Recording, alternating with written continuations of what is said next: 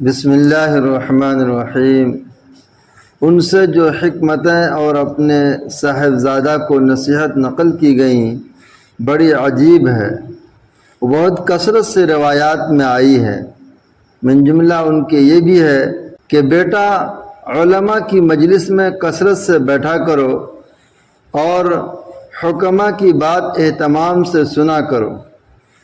اللہ تعالی شانہ حکمت کے نور سے مردہ دل کو ایسا زندہ فرماتے ہیں جیسا کہ مردہ زمین زوردار بارش سے زندہ ہوتی ہے۔ ایک شخص ان کے پاس کو گزرا، ان کے پاس اس وقت مجمع بیٹھا ہوا تھا۔ وہ کہنے لگا، کیا تو فلاں قوم کا غلام نہیں ہے؟ انہوں نے فرمایا کہ ہاں، میں ان کا غلام تھا۔ اس نے پوچھا، کیا تو وہی نہیں ہے جو فلاں پہاڑ کے قریب بکریاں چرایا کرتا تھا؟ انہوں نے فرمایا کہ ہاں، میں وہی شخص ہوں۔ اس نے پوچھا کہ پھر تو اس مرتبہ تک کیسے پہنچ گیا؟ انہوں نے فرمایا، چند چیزوں کی پابندی اور اہتمام کرنے سے۔ وہ چیزیں یہ ہے: اللہ تعالی شانہ کا خوف اور بات میں سچائی اور امانت کا پورا ادا کرنا اور بیکار گفتگو سے احتراز۔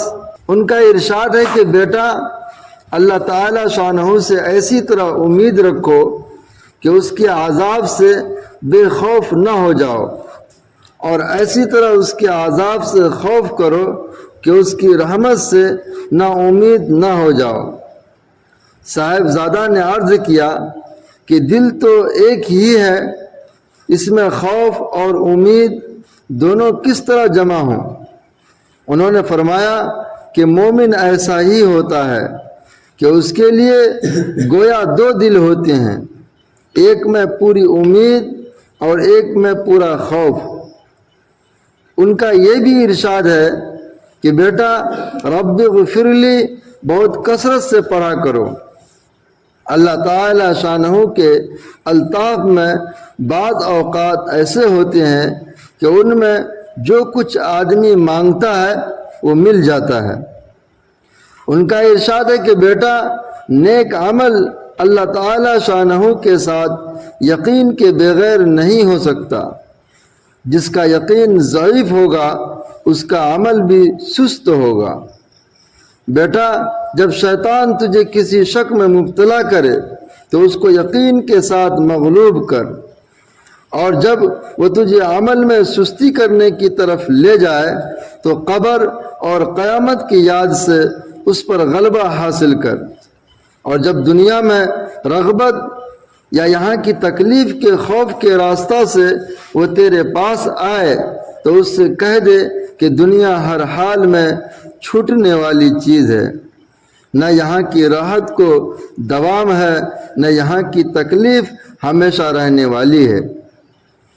ان کا ارشاد ہے کہ بیٹا جو شخص جھوٹ بولتا ہے اس کی منہ کی رونق جاتی رہتی ہے، اور جس شخص کی عادتیں خراب ہوگی اس پر غم سوار ہوگا، اور پہاڑ کی چٹانوں کا ایک جگہ سے دوسری جگہ منتقل کرنا احمقوں کے سمجھانے سے زیادہ آسان ہے۔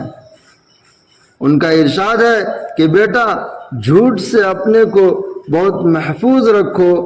جھوٹ بولنا چڑیا پرند کے گوشت کی طرح سے لذیذ تو معلوم ہوتا ہے، لیکن بہت جلد جھوٹ بولنے والے شخص کے ساتھ دشمنی کا ذریعہ بن جاتا ہے۔ بیٹا جنازہ میں اہتمام سے شرکت کیا کرو اور تقریبات میں کثرت سے گریز کیا کرو، اس لیے کہ جنازہ آخرت کی یاد کو تازہ کرتا ہے اور شادیاں تقریبات دنیا کی طرف مشغول کرتی ہے۔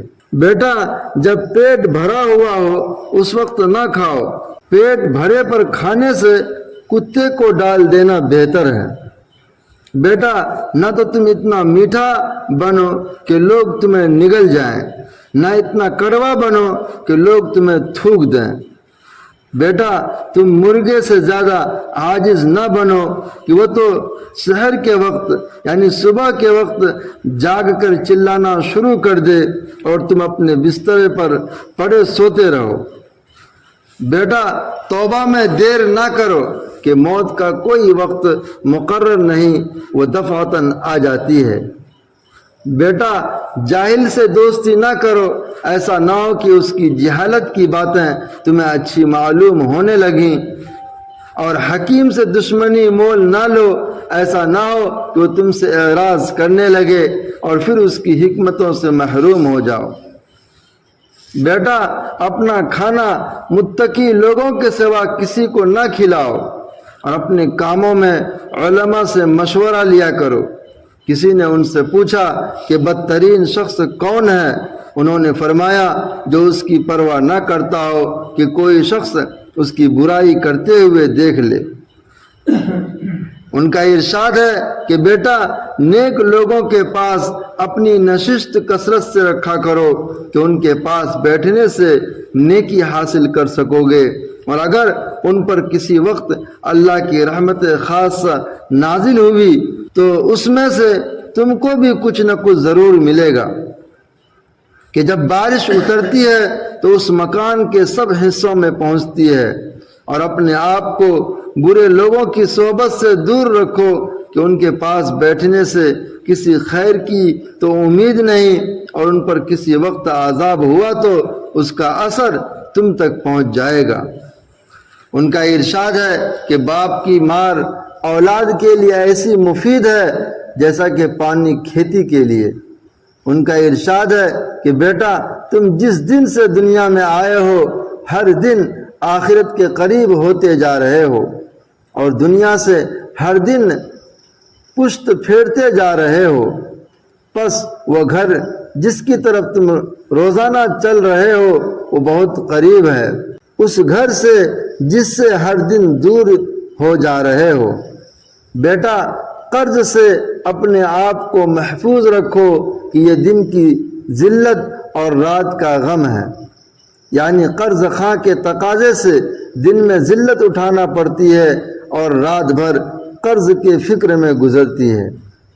بیٹا اللہ کی رحمت کی ایسی امید رکھو جس سے گناہوں پر جرأت نہ ہونے پائے، اور اس کے خوف سے ایسا ڈرو کہ اس کی رحمت سے نا امیدی نہ ہو جائے۔